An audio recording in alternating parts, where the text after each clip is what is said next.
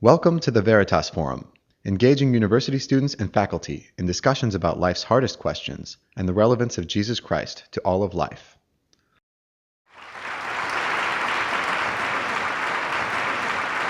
Well, thank you for causing my life to flash before my eyes. Thank you very much. I'm delighted to be here, and I've been looking forward to addressing a topic that I think is really very important and not well understood, and that is, what is skepticism good for? And I thought I would just tell you up front what it's good for. There are two main things, and hopefully as I go through my talk, you'll be able to follow that. There are two main things that skepticism is good for, and one is to undermine illegitimate claims to authority. And that has been historically one of the really vital things that skepticism has done, and we'll talk more about that. The second thing is it initiates inquiry. It stimulates inquiry. And given the human condition, a little stimulation in that respect is often very much needed. And I must say I'm a little bit worried about our campuses because I'm afraid the spirit of inquiry is not as strong as it should be and perhaps as it once was. So those are the two things now that skepticism is good for, and let me try to unfold all of this and help you think out that topic. And we're going to have questions in a little while, and if you have problems, the hard questions are the best ones, so be sure and write them down and you'll have a chance to work with them as we go along. Just a word about Veritas. Veritas is a Latin word for truth, and everything sounds better in Latin. And in fact, if they had advertised a truth forum, probably a lot of people here wouldn't have come, right? Truth is scary on our campuses today, and there are good reasons for it. But on the other hand, it's really impossible to stay away from truth because it is so central to life. So let's begin by looking at a description of truth in our next slide. And we're not going to try to be philosophically too profound tonight. You can do that when we come to the questions. But basically, a thought or statement is true if what it is about is as that thought or statement represents it. Snow is white. That statement is true if snow is white, to use the hackneyed philosophical example. You have gas in your tank. That statement is true if you have gas in your tank. Right? Now, we can't split and start all the philosophical hairs on that, but this is a very simple thing, and truth itself is simple, very simple. Children pick it up quickly, and they pick up falsehood quickly. And they might not be able to give you a statement of it, but this is what they learn. You have promised to take them to Disneyland, all right? That is true if you take them to Disneyland.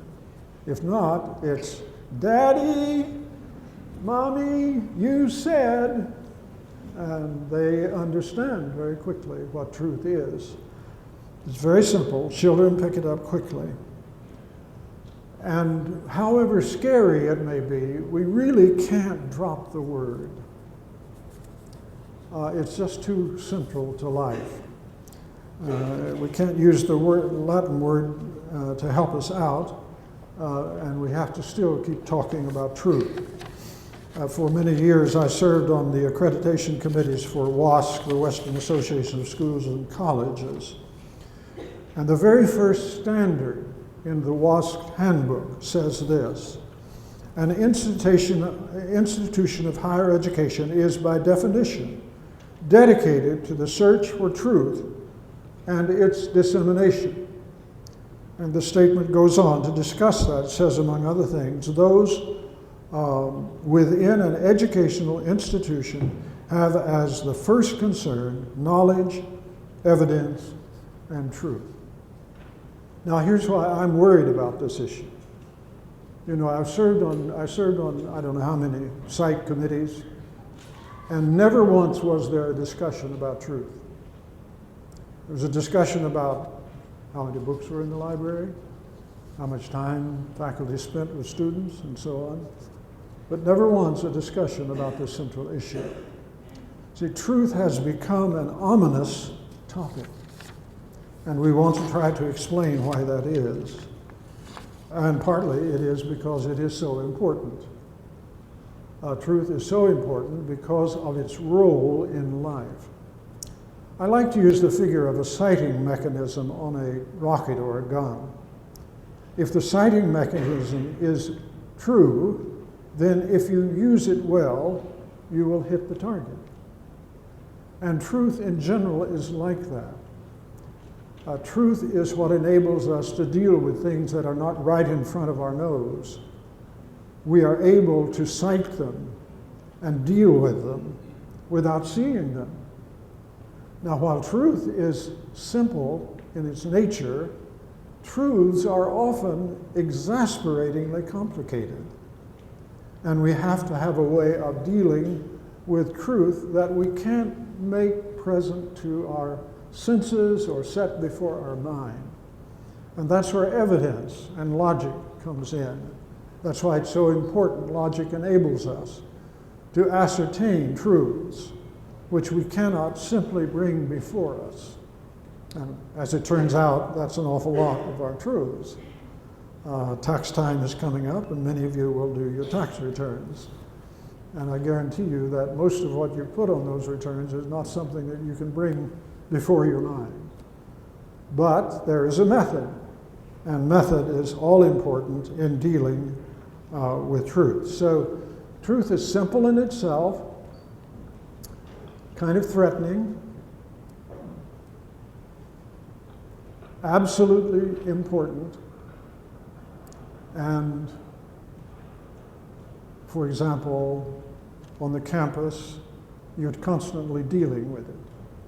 Teachers and students and so on. Supposedly, when we grade papers, we're dealing with truth and knowledge in our students, and hopefully we have a little bit of that ourselves. So it's really important to understand why it's so important that we deal with truth. Veritas forum, truth forum, comes out of a situation where truth is in trouble, socially and on the campus. And it attempts to revive an interest and encourage the ability to deal with truth. Now, the next slide is the bitterness of truth, because truth is a bitter pill. It does not yield to what we want or our feelings. It's totally indifferent to human will and desire. And then you put that together with the fact that human desire and will is set on reshaping reality, and therefore truth, to suit itself. So now that's why lying and distortion are so common. And distortion is a large field that allows some people to avoid outright lying and yet to evade the truth. I recently had a book given to me on lying as second nature. Why is it so common? It's been observed you never have to teach a child to lie. They learn how to do it on their own. Why is it so common? Well, it's because reality is so hard to deal with. And people want to shift it and change it. And so lying becomes second nature. Advertising, for example, is one of the accepted forms of distortion and often outright lying. Why? Well, because someone wants to manipulate you and get you to do something that you otherwise might not do. They want you to do that. So there's the importance of truth and the bitterness of truth. Now, if we can have the next slide. Truth doesn't do us much good without knowledge. And the connection between truth and knowledge and authority is really important for us to understand. So I put up here again a statement about knowledge. We have knowledge of something when we represent it as it is on an appropriate basis of thought and experience. Your beliefs can be true without you knowing that they're true. What have we got here? Here we are. Right. I knew it was there. So we have knowledge of something when we represent it as it is on an appropriate basis of thought and experience. And of course, that's why you're here at Claremont, is to gain knowledge. And that's what your professors grade you on, and you are ranked by whether or not you have gained knowledge.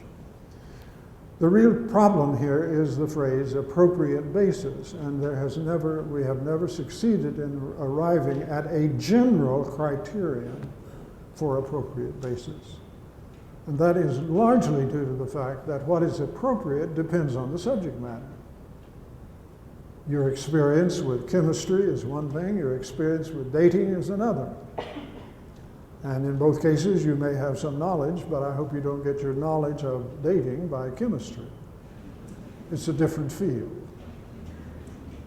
And so knowledge is important. It is crucial to understand why we strive for knowledge, and that is because it allows us to have a basis that we can share with others. Generally speaking, knowledge is public.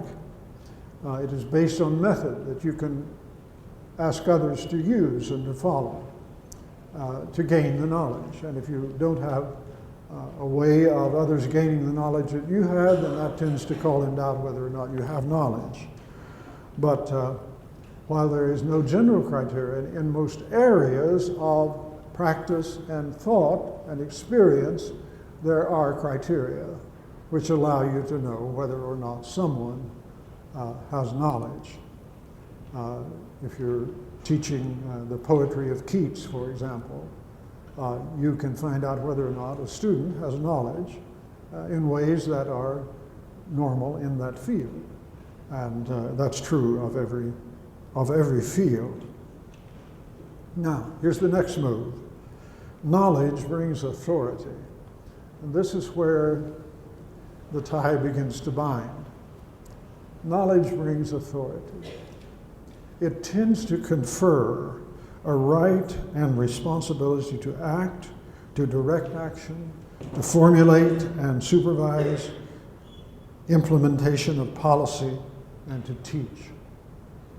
If you're going to have the rights and responsibility that goes with these, you need to have knowledge and not just true belief.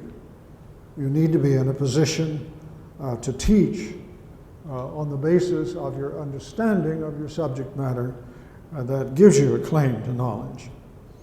But now then, claims to knowledge are not the same as knowledge. And because knowledge is so influential in human life, people tend to claim knowledge they don't have. And claims to knowledge then become instruments of oppression.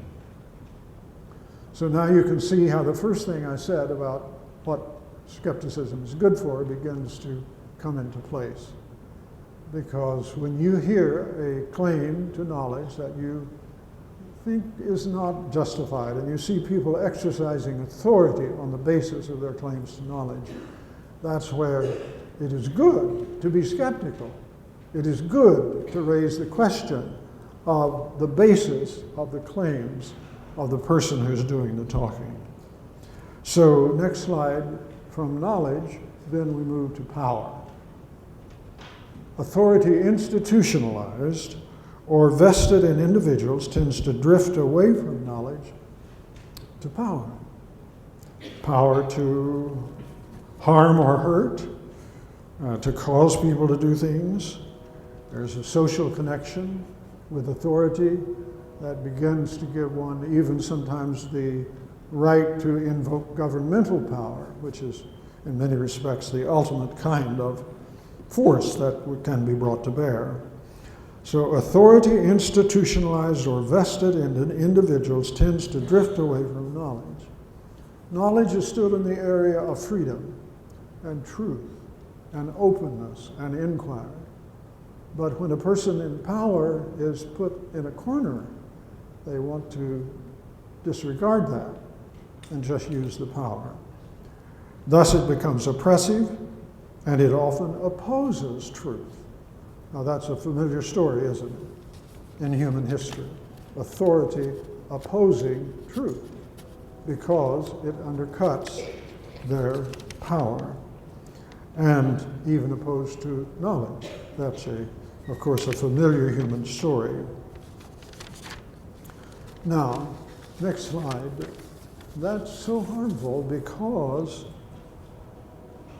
there's something about human life that's extremely important about living with your own thoughts and your own understandings and choices. I think this goes very deep theologically as well as socially and just psychologically. We're meant to live by our own thoughts and our own convictions, our own insights and feelings. That isn't an easy project, but somehow if you take that away, you crush human life. So authority can blot out this extremely important thing about living from your own thoughts, understandings, and choices. And that's where skepticism comes in. So our next slide is enter skepticism. Historically and socially, a primary role of skepticism has been to break the grip of authority and power, social, institutional, sometimes even individually. So there's a great battle now that breaks out here between authority that may or may not be warranted by the knowledge that is claimed and the needs of individuals to live from their own convictions and insights and understandings. It's a question of integrity.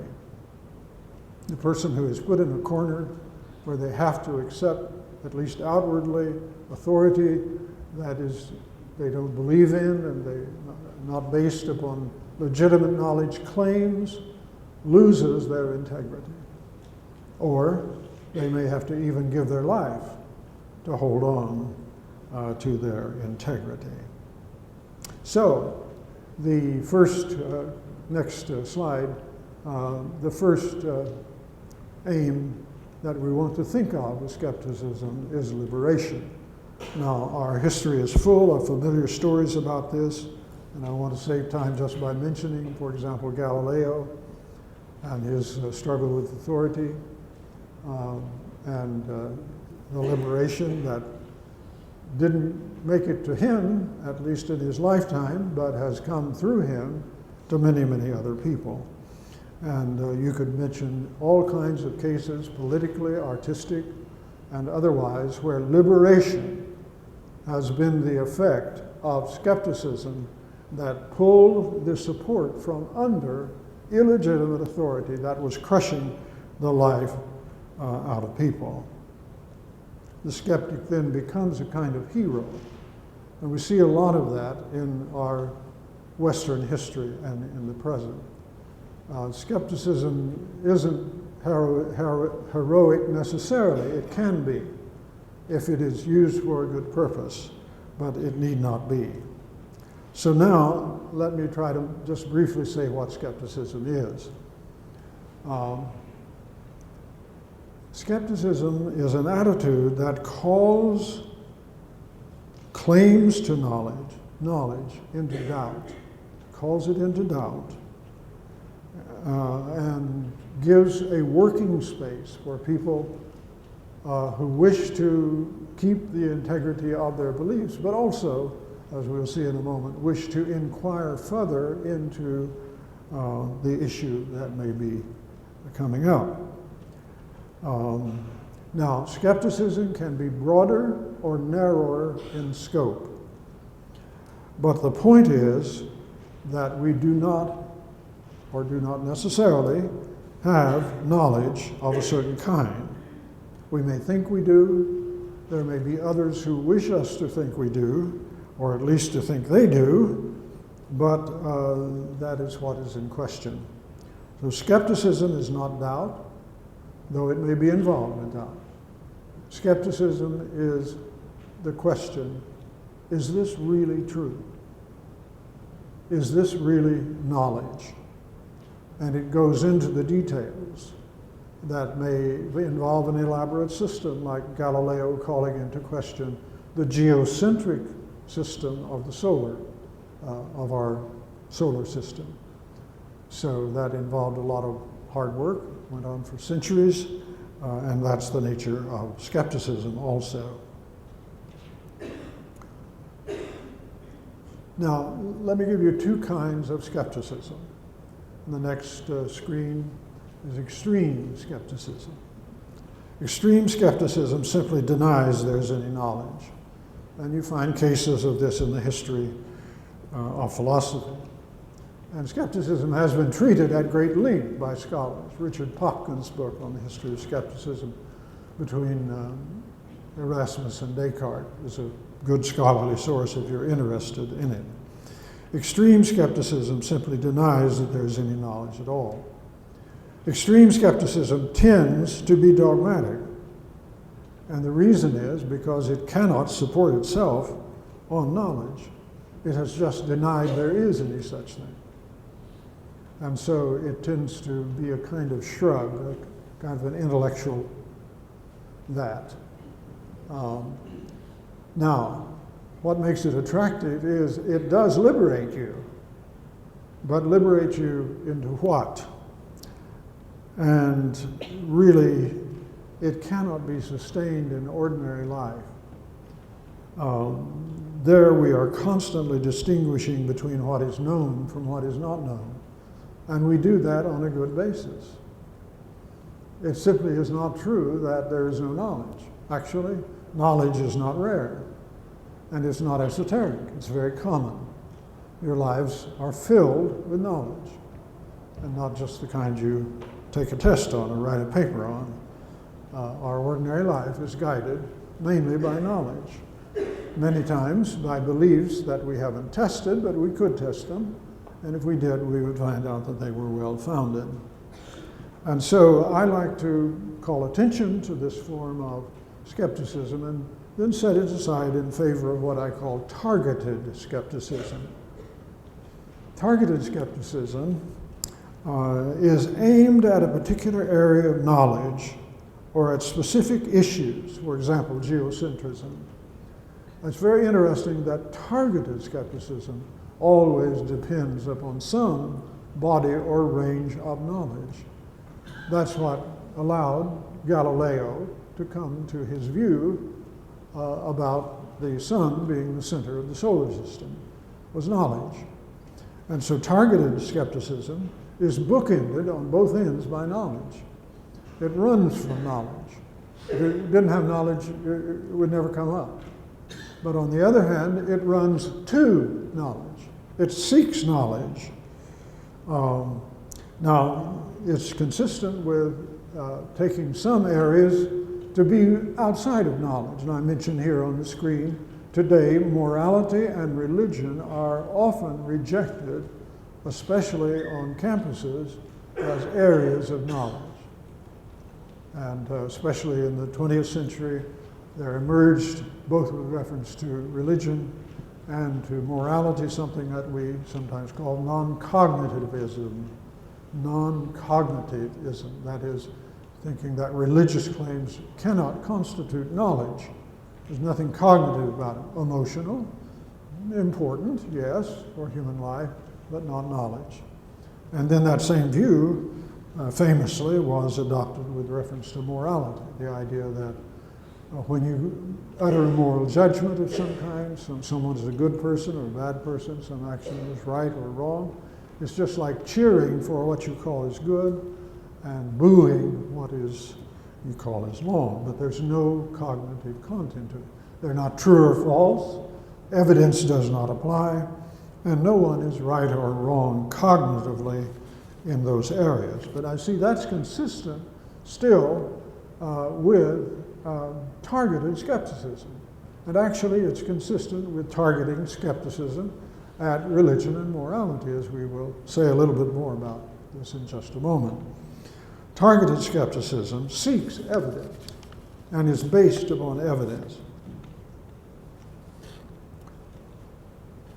So, next screen, targeted skepticism can be a path to inquiry. And usually it is for people who engage in this kind of work, whatever the field may be.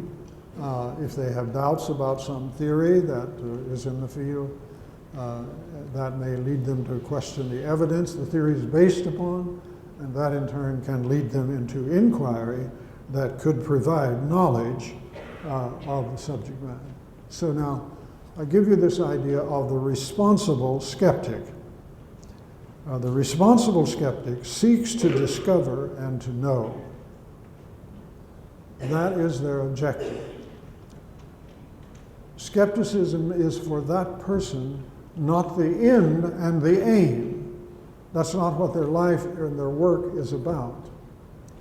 They're not trying to evade responsibility, they're trying to be responsible and to bring knowledge out of an area where there perhaps is none at the time. So now, next screen, just in summary, we have these two forms of skepticism. We can call it extreme or dogmatic skepticism. It doesn't lead anywhere. It's possibly some form of vacuous liberation, but that's all you get out of it. But it doesn't give you anything positive to live by. It's an evasive tactic. And very often, a young person will slip into this form of pervasive skepticism or extreme skepticism and experience it in a kind of romantic way that gives them a lot of psychological satisfaction and makes them appear to be a dashing fellow or girl in their companionship. Can we go on to the next screen?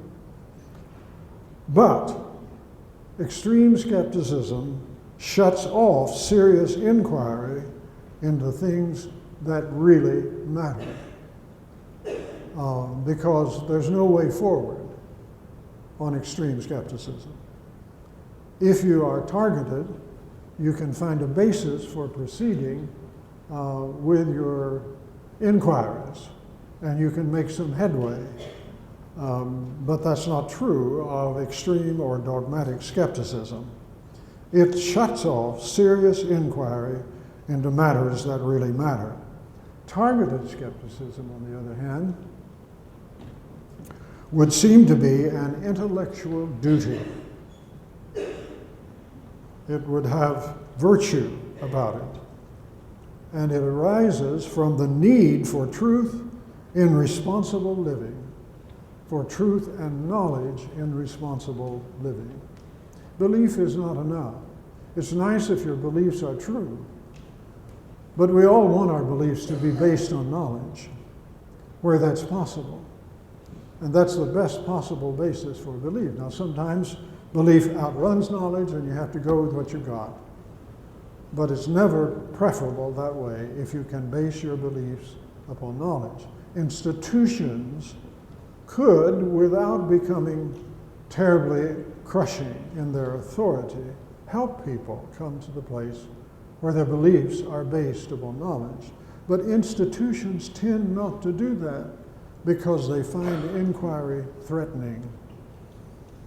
And one of the worst things that happens for young people, especially who are raised in a particular political or religious context, is they're encouraged to think that to inquire is itself a kind of treason. Whereas the only hopeful thing for a young person is to inquire in such a way as to find out the extent to which their beliefs can be based upon knowledge. Okay, so that's the general lay of the land. Now, let me wind up here by talking a few minutes about what we should be skeptical about. And now I'm talking about targeted skepticism. What should we be skeptical about? Well, to begin with, not about things that everyone else is skeptical about. Skepticism has a way of creating its own social conformity. Targeted skepticism should be addressed to things that really matter, not trivial things, and to things assumed to be obvious. Now, I'm going to talk about things that are often assumed to be obvious where you and I live, on a university or college campus. For example, it tends to be assumed that you are your brain. And many people will, even if they don't believe that, they will say that because that has become a part of what they think to be scientific orthodoxy. If I may say so, it isn't scientific at all, though often it tries to gather scientific languages and suggestions around it to fortify its authority. But that would be something to be skeptical about. Now, right away, when you say, well, what are we going to be thinking when we do that? That always comes up when you suggest something to be skeptical about. What about this one? Marriage should be based on romantic and sexual feelings.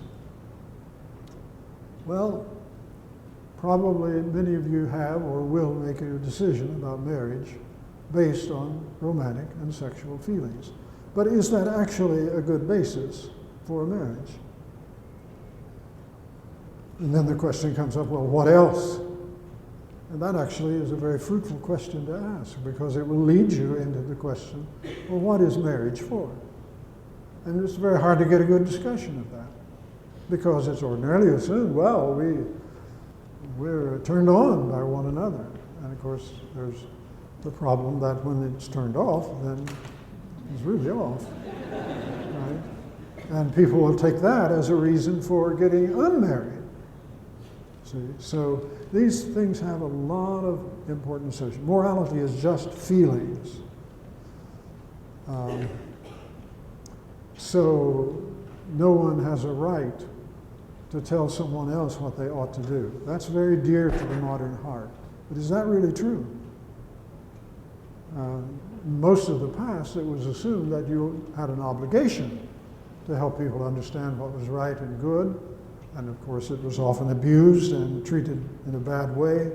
But still, there was a community, pretty well up into the 20th century, of people who helped others, young people especially, understand what was right and what was wrong and what was good and what was bad and what was virtuous and what was vicious. But that idea of it just being feelings kills that whole enterprise. It may be that something is gained, but I do think that much is lost. So just go on to the next slide, and what I'm saying here is, I repeat the previous slide, but at the bottom I have added, devote serious intellectual work to such issues. That's targeted skepticism. Targeted skepticism takes these issues that are so important and devotes serious intellectual work to them. Well, finally, let's talk about ultimate issues. And of course, the universities at one time that were devoted to Veritas were concerned about ultimate issues more than anything else. And that wasn't all that long ago. In fact, if you were to go back to the origins of Pomona College and look at the talking and thinking of the people who founded it, you might be surprised the extent to which it is founded with concern for ultimate issues. It's true of USC. It's true of Stanford. Berkeley began as a Presbyterian college. I finished up at Wisconsin, and Bascom Hall is named after a president of many years who was a minister of the gospel. And it was very common for ministers to be presidents even of secular institutions. See, that is something that has changed. So let's go on, very familiar artifact next, John 3:16. John 3:16 is one of the most common things known in our culture. Used to be a guy he had something looked like an afro, but it was rainbow colored, and he'd always sit down in the end zone where when they kicked a field goal or something, he would be on the camera, and he would put up a sign that said John 3:16. That's all it said. So now, but think a moment about this. Look at what John 3:16 says. God so loved the world that he gave his only begotten Son to it, that whoever believes in him should not perish but have everlasting life. See, now our problem is that something like that is so common, and familiarity, as we say, breeds contempt. Actually, familiarity first breeds non-familiarity, and then contempt is easy. Because when we're familiar with something, we tend to stop thinking about it. But now, this is a pretty big deal. This is a pretty big deal. And for most of the history of the universities and colleges, the older colleges, not the newer ones, you won't find this with Pitzer, for example, or UCLA. They're newer, and they are in a period where people build universities and colleges just for education, not because God so loved the world or theological truth. So we need to think about that. Why was that so important? Perhaps rewording it. I've reworded it on the next slide. God cared so much about humanity that he sent his unique Son among us so that whoever relied on him would not lead a futile and failing existence, but would have a quality of life that is like God's, eternal. Now, you can see why treating religion as non-cognitive turns out to be important, because it has assumptions that we can regard something like this as simply an expression of emotion, and you certainly don't want to build an intellectual institution like a university just around emotion. And so, over a period of time, theology and all that was built around it disappeared from the universities. So I want to leave you with just this fact to think about. The university system in its history was basically built around, in the Western world, was built around things like John 3:16. People actually believed it, and they thought that it was a part of knowledge for the most part. That's a fact. Now here's a question. What happened? How did that change come about? How did it come about that this was set aside, and instead of this kind of truth, secularism takes its place? I'm not questioning that. I'm just saying, how did it happen? Generally speaking, people don't know how it happened. Was it that someone somewhere found out that John 3:16 was false, or that it was not knowledge or something of that sort? Well, a lot of people have thought that, but if you were forced to trace it down and make it stick, it might be hard to do. And so this is where we need to be skeptical. We need to be skeptical about John 3:16. We need to make it a topic of inquiry. But we also need to be skeptical about secularism. See, one of the hardest things to do is to be skeptical about the things that are in most need of skepticism. And if anything could be done about that on the campuses, it would be a great renewal of intellectual life on the campuses.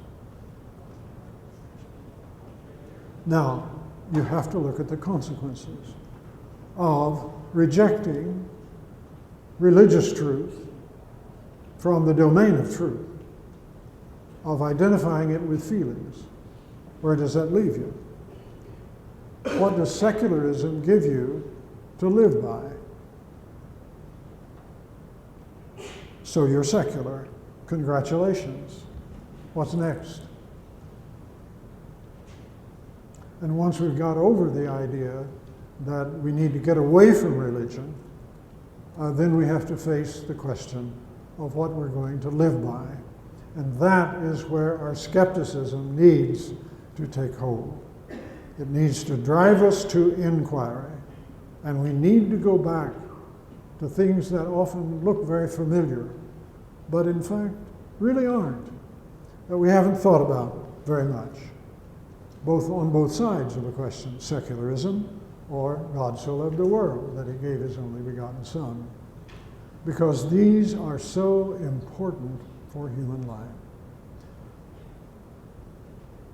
Skepticism is vital in education, and we need to have a revival of it, targeted skepticism, to help us pursue the knowledge that we need to live by and not just to pass courses. Thank you very much. Thank you.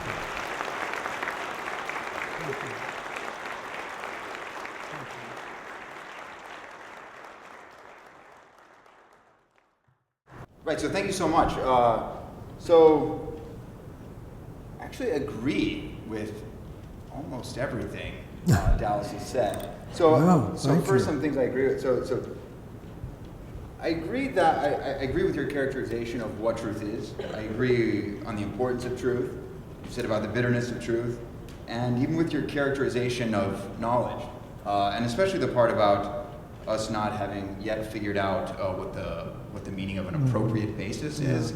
That's the job of epistemologists to figure out, and I'm an epistemologist, and we haven't yet figured that out. So my bad. Working hard on it. But there is something that I do want to disagree with, or I think I want to disagree with. I'm just not quite sure about it. So you said that truth is in trouble socially and on campus. And you gave the specific examples of morality and religion are rejected as areas of knowledge, I think was the idea. So this sounded, so I've watched one of your talks on YouTube, and I've seen you make this kind of claim before. So it seemed to me that this was an empirical claim. It's a claim about what's going on campuses. Right. And that we can investigate this claim empirically. So it would be nice if there were surveys of various professors, and asking, do they think truth is possible? Do we have knowledge, and so on. So I looked around to try to find such surveys, and I didn't find very much. And I even emailed the author of the Oxford bibliography, actually on relativism, and asking if he knew of such a survey, and he didn't, unfortunately.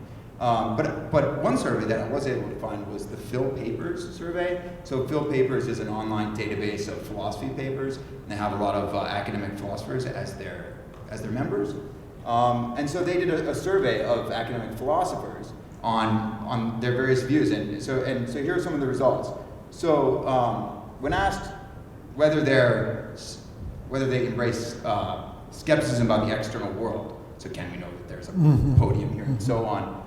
82% said that they are non-skeptical realists about the external world. 82%. 71% think not only can we know stuff about the external world, but we can know stuff a priori. Not about the external world, maybe, but 71% they would think we have a priori knowledge. 87% categorize themselves as either atheists or theists. It's actually mostly atheists in that group. But 87%, so presumably this 87%, they either believe that God exists or believe that God doesn't exist, and they think that their belief is true and based on an appropriate source, and so I would guess they would categorize it as knowledge. 75% are scientific realists. And even when it comes to moral realism, 56% embrace moral realism. So it seems to me that academic philosophers, anyway, for large part, do think that we have knowledge. So maybe one question then that comes up is, why aren't we teaching this knowledge to our students? Great. And I think, so first of all, I think that in other areas, so in biology or physics, they clearly are teaching this knowledge. So you might ask, well, why aren't, say, we philosophers teaching it? Well, I think there are a couple reasons for this. One is that the sorts of topics that we teach on in a philosophy class tend to be questions that we consider open, right? We don't think we know the answers to those questions yet. So we're not teaching a particular view on it. And the second reason I think that we don't teach knowledge in philosophy classrooms is that, well, from my perspective anyway, I'm more interested in teaching students methods for acquiring knowledge. So I'm not just interested in teaching this particular piece of knowledge or that particular piece of knowledge, but I'm interested in teaching them the methods that they can then go on to use and to gain lots of knowledge for the rest of their lives. So I guess I would like to know sort of a little bit more about why you have this view of academia as being this place where knowledge and truth are under threat. And yeah, if you could just spell that a little bit more, that'd be great. Thanks. Oh, don't run away. I don't have to respond, do I? Oh, no, you don't, certainly. I'll be right there. Okay. Thank you very much. Thanks for all that hard work and getting up some facts.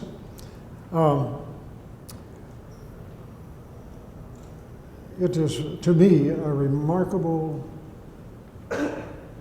really contradiction that people believe, especially faculty people, believe in research. And they think research is absolutely central, and it will determine whether or not you make your career, the quality of your research. But your research will not be judged in terms of truth. It will be judged in terms of standards of method. And if you tried to judge it you can disagree with me and I may be wrong, but if you tried to judge the work of a faculty person in terms of truth, I think people wouldn't have any idea what to do with it. I think this also affects what has happened to the PhD dissertation. Standardly, the PhD dissertation used to be required to be a contribution to knowledge. I'm sure many of you have heard that language. My impression is that is never required anymore. That in order to get your PhD, you have to outline a research program which is acceptable to your committee, and then all you have to do beyond that is to follow that research program and demonstrate your intelligence and your ability to handle that particular kind of research. And I want to say that I agree with the findings about realism and so on. And to me, this is a remarkable change that has happened in the last 25 years. People like Bertrand Russell and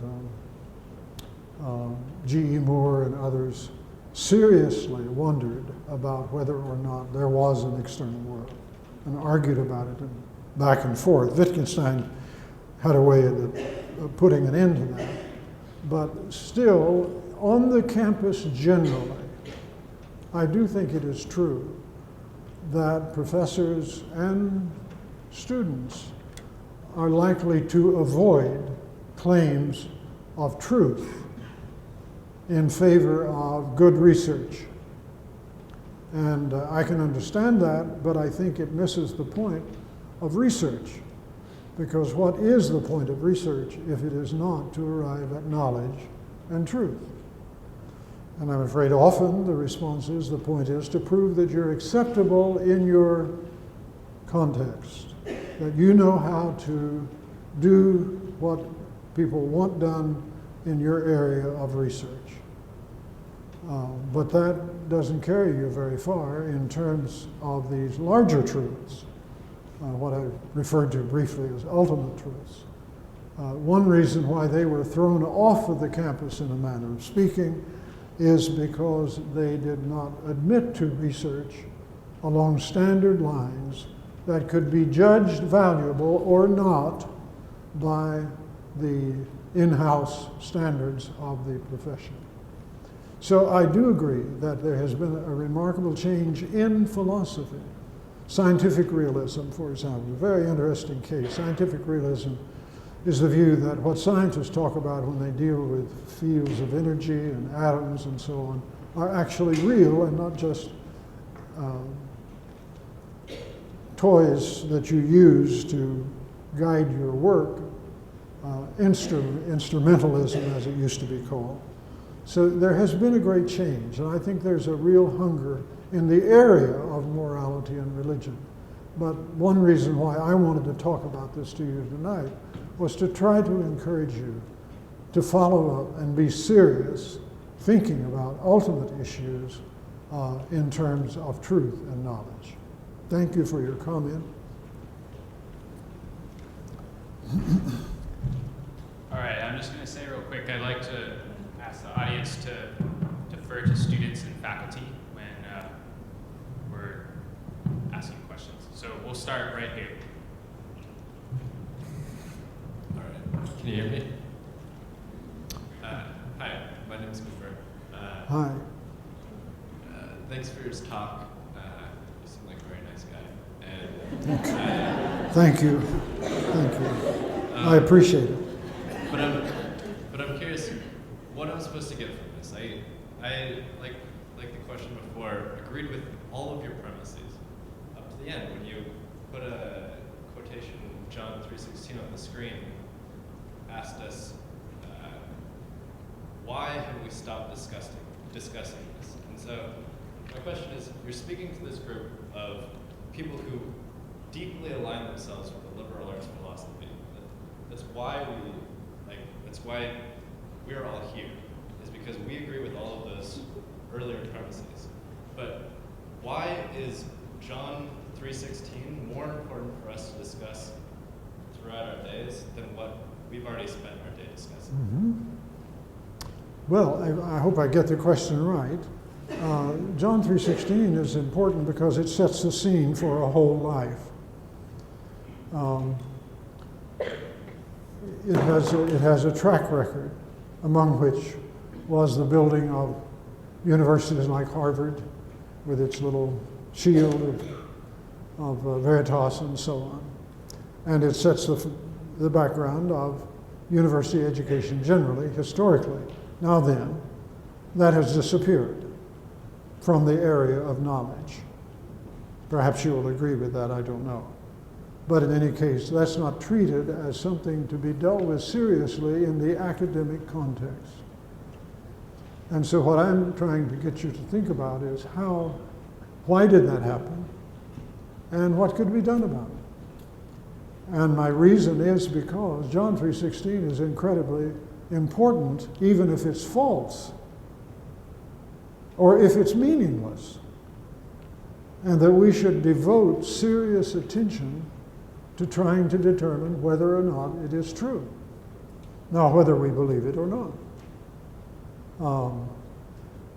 It has become so common that people don't think about it, either for it or against it. And I think that was rooted in the fact that the people who were for it didn't think about it much. And because they didn't think about it, that allowed it to show up in the domain of what was gratuitous or not supported in any way. And the whole tradition that regarded it as fundamental knowledge of life was allowed to slip away without justification. And that's what I'm trying to challenge people to look into. How would one go about thinking of the truth or falsity, the knowledge or not of John 3:16? Well, actually, Jesus is a pretty public object, and you might start there, trying to make sense of him. Ask yourself the question, why is it that he has had the influence even up to today that he has? Why is that? Think deeply about that question. Don't just wave your hand and pass it off, negative or positive. Think deeply about it. Inquire into it. Be skeptical about it in the targeted sense that drives you to inquiry. There's got to be a reason. But now, for example, very few historians will touch that question. And partly I think it's because they think that if they did, they would be dead professionally.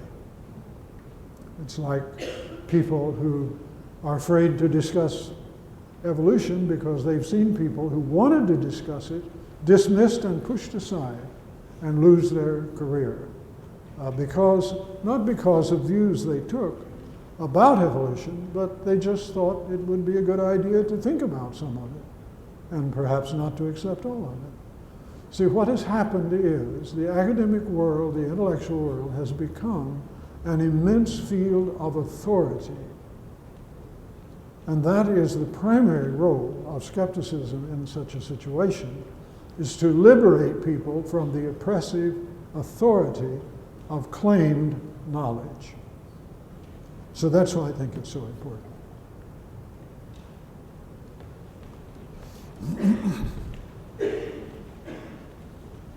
Dr. Willard, thank you so much for your time. My pleasure. Many atheists will say that they would only believe in God if somehow he could appear magically to them or give them undeniable proof of his existence, such as if he were to write "made by God" in every single cell, for example, or write his name in the sky. Given the importance of skepticism, when do you think skepticism has or should reach its limit when it comes to belief in the existence of God? Well, with reference to any issue, you have to decide what are illegitimate requirements and what are not. And if a person is allowed to simply stipulate that "made by God" is written on every molecule or something of that sort, I would have to say that is not a reasonable demand to be made. There are standard lines of thinking about the existence of God. They're not new anymore, and they deserve attention. And so I would say, if you have one sound argument for any conclusion, that shows that it's true. And if you're willing to know whether or not it's true and willing to follow the argument, then you should be able to come to a conclusion that expresses knowledge. But to lay out demands of various kinds and say what it has to meet my standard, I think is simply unrealistic in any field, including philosophy of religion. So what I would say is go for arguments that have been tested, examine them carefully.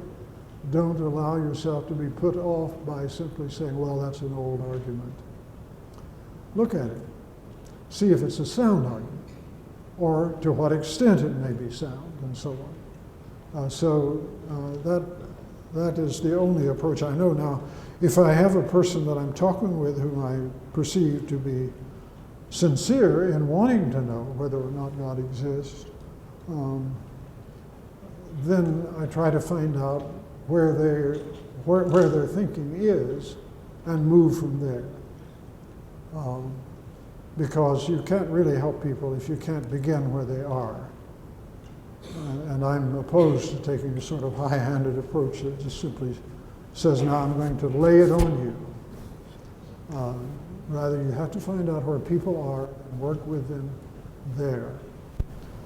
Another question I will ask a person is, would you like for there to be a God, roughly of the sort that's represented by Jesus Christ?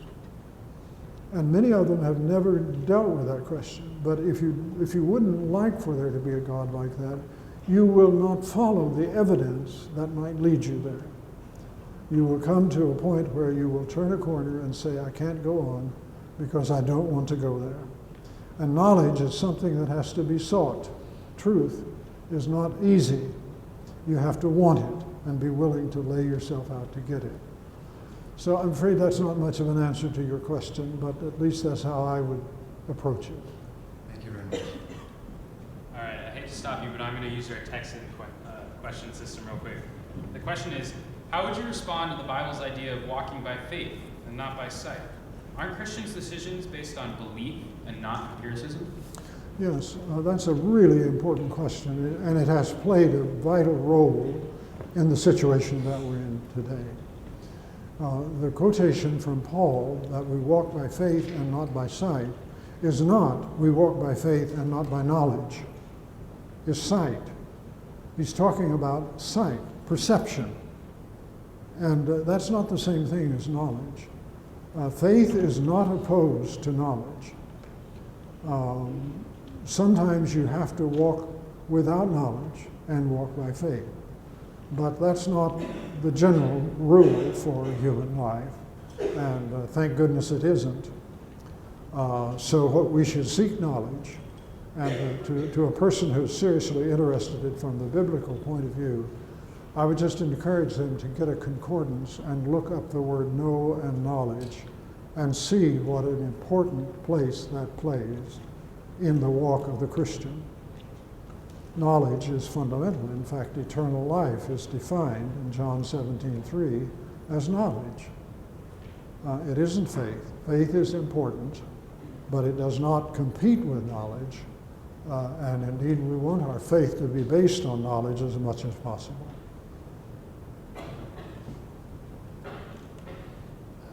Hello, my name is James Dambra.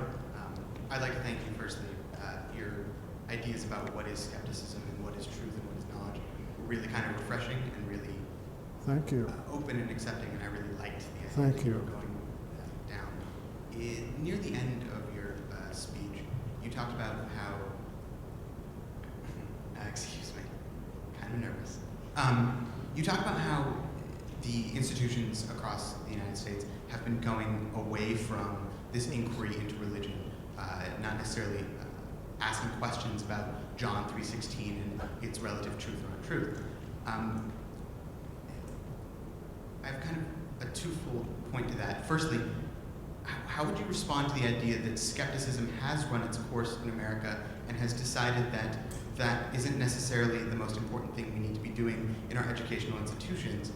And do you believe that a true rational inquiry in an educational institution can commence without religion? I'm sorry, what was the last word? Can rational inquiry commence without religion in educational institutions? Really, these are tremendously important issues, and I guess I would respond to the second one first.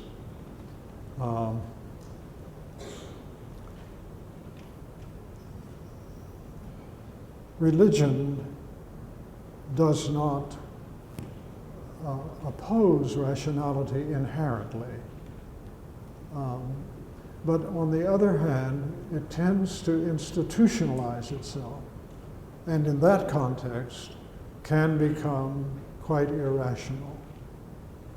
And I think it's really the part of those who are religious and who believe in religion to deal with that and to insist upon having evidence for one's beliefs as far as one can. My fear is that the secular world will be taken over by irrationalism, precisely because it cannot give a rational basis for choosing good and evil and living a life that conforms to the highest of human ideals. And I do think that skepticism in one sense has sort of run its course, and I think that's very unfortunate because of the reasons that I've tried to give this evening. Targeted skepticism is in many ways the only hope of humanity. And now I got myself wrapped up in the second question. Could you remind me of the first one? How would you respond to the idea that targeted skepticism itself has, through the different people who are utilizing it in educational institutions, decided that religion in educational institutions is no longer necessary for the foundation of education? Right. I guess I would say, to be a little cute, I'm skeptical about it. Yeah. I thought you would say that. I'm sorry, I should have more character than that, but you let me down.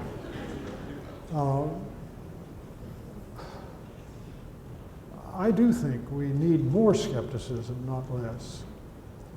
But it needs to be well channeled and targeted, as I say. And it needs to be under logical control and not at the behest of social impulses. What we've seen of skepticism in the past has often been socially impelled, not logically impelled. And what we need to do as Christians is to recover the logical drive towards truth that helps us respond to questions in religion and in other areas in ways that help those who want to understand and to know what to do about the issue involved. The existence of God, whether or not Jesus Christ came into the world from God and what he did and what he does today, all of those. See, I think that we need to apply exactly the same standards as we would apply to anything. And that our only hope is to do that. Now, of course, there's a role for the work of God and for inspiration and divine guidance and all of that. But I think it's easy to show that those do not replace the hard work of careful study and thought in dealing with these ultimate issues. Thank you very much. It's an honor to be here. My name is Willard. I'm from the graduate school, and I'm a student of political philosophy. And Luther, in his debates with Erasmus, argued that the Holy Ghost is not a skeptic. And in the book of Job, when he was being skeptical about his condition, God rebuked him by, "Who are you when I created the world?" So, as a human being, do we find limits of understanding within which we are only able to choose between a perpetual skeptical attitude and obedient faith, and perhaps not both? In other words, to what extent can we be skeptical and the good believer at the same time? Well, actually, skepticism and belief are not contradictory. For example, we may well pursue skeptical thinking because we wish to know whether or not our beliefs are true. But you don't have to turn loose of your beliefs in order to examine the evidence for them. One of the situations that we need to deal with is the fact that often people get confused and they believe their doubts and doubt their beliefs. And at least every other day you might doubt your doubts and believe your beliefs. And that will give you a refreshing grasp on what you're dealing with, I think. So I don't think we should regard them as opposed, but rather as supplemental to one another. Now, of course, what I've called extreme skepticism is opposed to belief. Though if you're careful in the way you state it, you can say, well, we don't know anything, but of course we believe things. And then that has set some people free of looking for evidence for their beliefs because they say all you have is belief anyway. So it's like the question about faith and sight. We had to be careful of what is being opposed to what. And actually it is the believer often who invests the greatest effort to understand. Again, Galileo was a case in point. It was his beliefs that led him to engage in a life of research and writing and thought that enabled him to move from belief to knowledge. And I think that's a natural trajectory, and that's what I would encourage everyone who is a follower of Christ to do. I would encourage them to believe that if there was a better way, Jesus would be the first to tell you to take it. He's not going to stand around and say, well, you know, that's not Christian. He wants us to be people of truth, and he wants us to be people of knowledge. And that's what he promises us. He says, if you abide in my teachings, then you are my disciples, and you will know the truth. And that's where we should be living, I believe, as academics and as human beings. We should respect truth and do everything we can to gain it.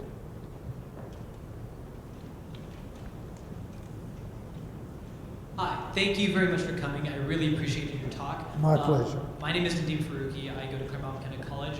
I have a question regarding on the same vein that you were just talking about. Our utmost goal is to seek truth. Now, within academia and philosophy in particular, there are people with competing claims of utilitarian versus Kantian, people who believe within the religious realm that it's best to be Catholic versus being Protestant, etc. And this goes on and on. And on. Yes. Now, in trying to seek truth and trying to have truth as our utmost goal, what's the best way to resolve those conflicts? And my question basically is, if we're trying to strive for truth and there are people with competing claims, both of which are very persuasive, what's the best way to resolve those differences? Yes. I hope my answer will not be too disappointing to you, but I think that the answer is be sure and pay attention to the details and be willing to accept the truth that you don't already accept. So often in these kinds of controversies, people don't look at the details. They satisfy themselves by working with slogans of various kinds, and they're not really prepared to change. And that's where our integrity needs to grow. And we need to be willing to invest the work of looking into the details of the arguments. And if we do that and we're willing to learn, then we probably will change things that we thought we were not going to change. But again, I think that's simply the demand of integrity on the human soul. But the details are important. Thank you very much. You're welcome. Thank you again, Dr. Willard, for coming. My name is Justin Sykes. I'm from Claremont McKenna College. Pleased to meet you. Nice to meet you, too. In response to Professor Locke just a moment ago, you were talking about how research methods that you see in academia today don't necessarily correspond to being able to prove Christianity or being able to prove things like John 3:16, the ultimate truths that you talked about. So my question is, in regards to trying to seek out truth in that kind of matter, seek out ultimate truth, what kind of research methods and what sort of justification should we be looking for? Should we be looking at empirical grounds, or should we be looking at what happened? Right. I think that you follow the lines of investigation you would follow with reference to any kind of question. There isn't, I believe, a special kind of religious reasoning.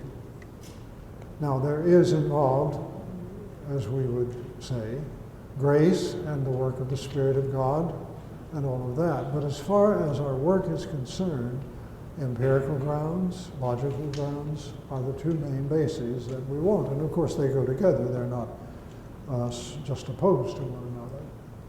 But for example, with reference to John 3:16, God so loved the world that he sent his unique Son. That's something that we should look into empirically. Did he? And what is the evidence that goes along with that? And that's where I believe that we can make some progress.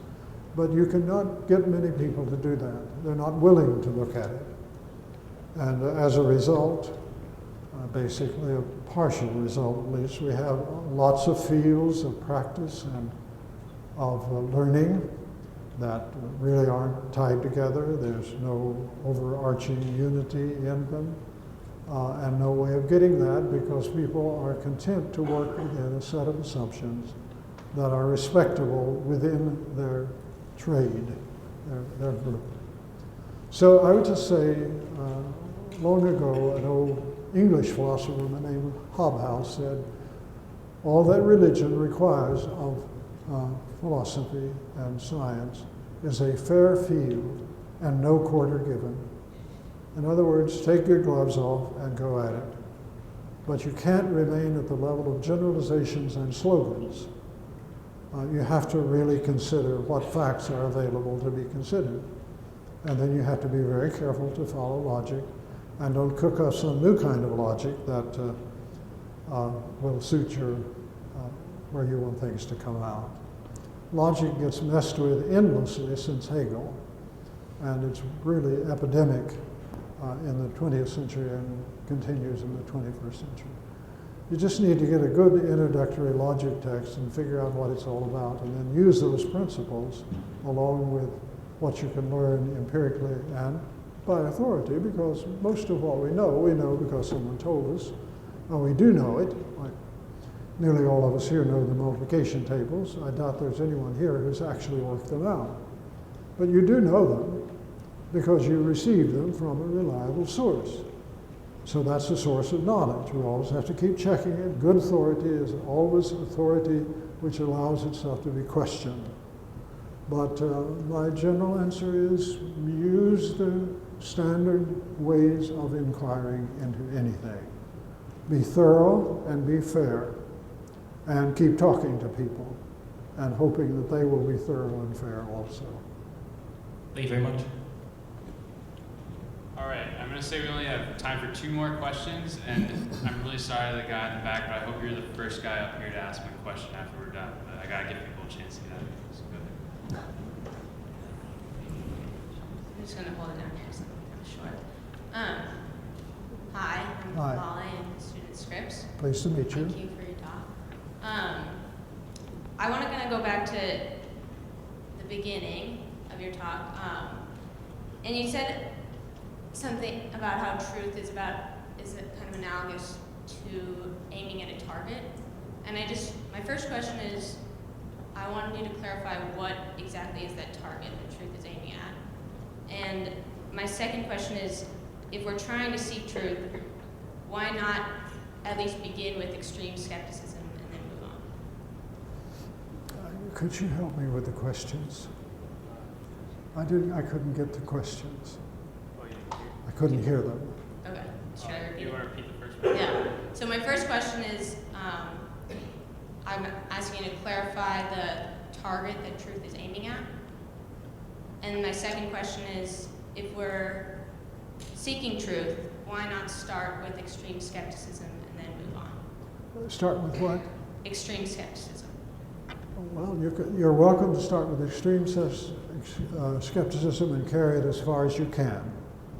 And I encourage anyone to do that. Extreme skepticism actually turns out to be a pretty complicated philosophical position.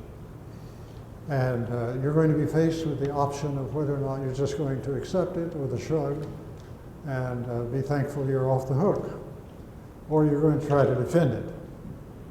And I encourage people to do that. I think we should start there. Very good. Now, I'm sorry, if you could help me with the first question. First question is, what is the target that truth is aiming at? The target of truth, reality.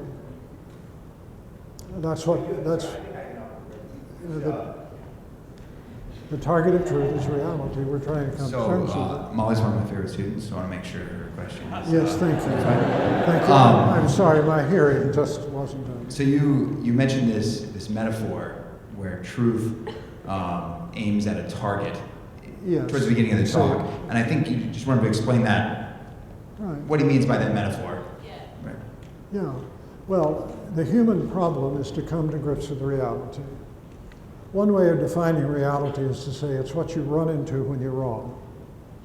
Right? You don't want to run into it. And what truth allows you to do is to come happily to terms with reality. And that's why it's so important. So now, it is an unfortunate, perhaps, metaphor, but a rocket or something, if you aim it correctly, your aiming device is well set, then you hit your target. Of course, if it's not, you won't. But that's the way with false belief. False belief puts you where reality is not. And sometimes that's a very unpleasant place to be.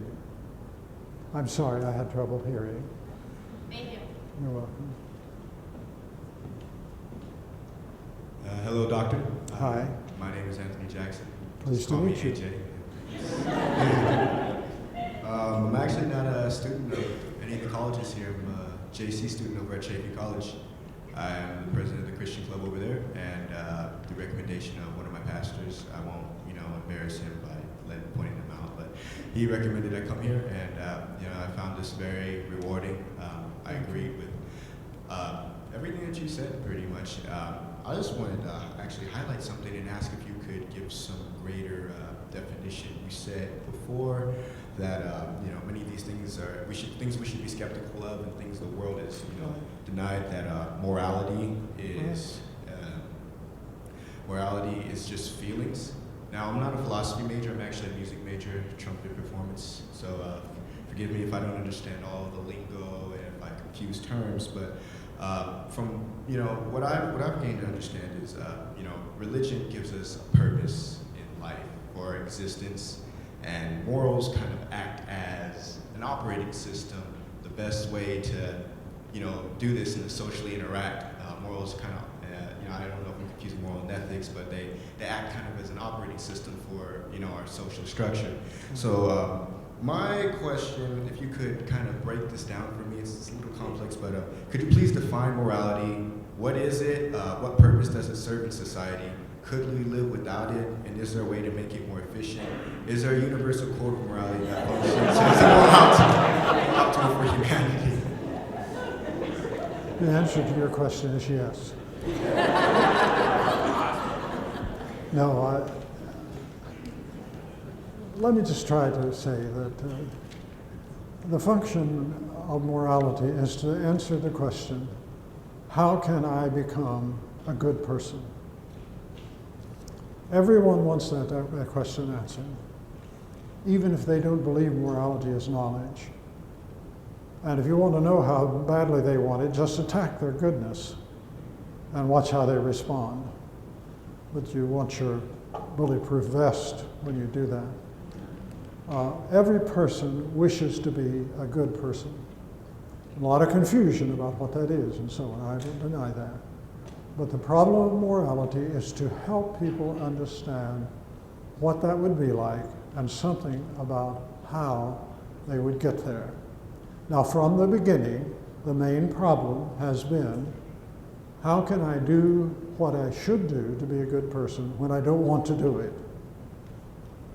And how can I not do what will make me a bad person when I want to do it? The conflict between desire and good is the primary element in the development of systems of morality.